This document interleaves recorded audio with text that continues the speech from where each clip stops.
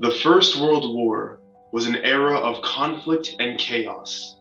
It was one of Canada's many great perils where strife and conflict were aplenty. But even in such chaos, many brave men stepped up and volunteered their lives in defense of our great nation. Among these men were a minority, those segregated and discriminated against due to nothing more than the color of their own skin, the black men of Canada. There were citizens who only knew condemnation, being surrounded by those who only viewed them as lesser beings. Yet they still showed their loyalty to the Queen and country, creating a legacy in the Number 2 Construction Battalion, the Black Battalion. Canadians joined the Canadian Army at the start of the First World War in 1914. However, people of color were not allowed to serve because of the color of their skin. Many young black men who were eager to join had a deep and strong desire to serve their country and to contribute to the war effort. Black leaders were unwilling to accept this rejection. On July 5, 1916, the No. 2 Construction Battalion was formed and could now serve black men as part of the Canadian Army. The No. 2 Construction Battalion was not a combat battalion. These soldiers would serve by non-combat support roles, which included building roads, railway tracks and bridges, defusing landmines to allow troops to move forward, removing the wounded from the battlefield, and digging and building trenches. White men in this unit were proud and excited to help win the war for Canada and the other countries that were fighting on the same side. It became one of the most important military units in Canadian history. Over 750 black men enlisted in No. 2 Construction Battalion. Most of the men were black men from Nova Scotia and Ontario. Others came from across Canada. Men from the Caribbean who were already in Canada also enlisted, and over 160 men from the United States joined. When the battalion sailed for England in 1917, there were 605 men. When the Canadian troops in Europe depleted and needed reinforcement, Black Canadians became subject to conscription. This is ironic because the same black men who were turned away from the recruiting center because of their skin color were now being forced to serve.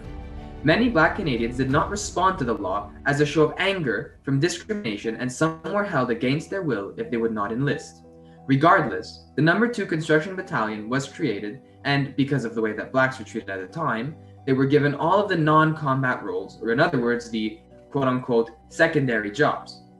These jobs entailed forestry, building roads, building bridges, carrying the wounded out of battle, digging trenches, defusing landmines, and many more. Even though they were not on the front lines, they still endured the same suffering as white infantry soldiers, with the added weight of segregation and racism added onto that. Their contributions to the war still helped the Army live, move, and fight. While executing this role, they suffered like no other, all while remaining proud, combat-ready soldiers, making up one of the most effective battalions in the war. Black men from No. 2 Construction Battalion contributed to the First World War, all while fighting their own war made of racism and discrimination. In fact, these heroes returned home and did not receive their proper recognition until years later. All of their bravery and heroism would have been forever forgotten if it were not for Senator Calvin Ruck. In 1983, Mr. Ruck organized a reunion event, which was meant to recognize and honor the men who took part of this unit. Since 1993, there have been annual events held in Nova Scotia for the purpose of honoring these men as well.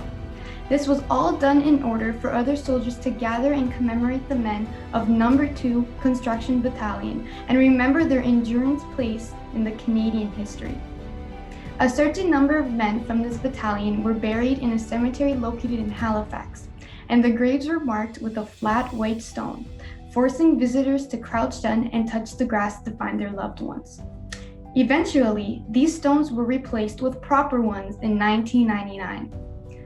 The No. 2 Construction Battalion showed that skin tone did not define the man. It is important to acknowledge people like the soldiers of the Black Battalion. They were men who grit their teeth and spat blood to show that those of us in the Black community are competent as well. It should give us all a sense of pride to learn about the efforts of these great men and the legacies they left behind. All we need to do is remember.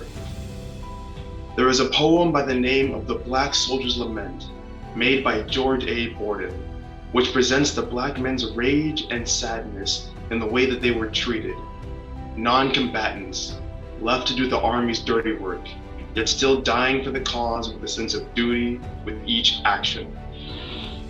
The bugle called and forth we went, to serve the crown, our backs far bent, and build whate'er that must be done, but near to fire an angry gun.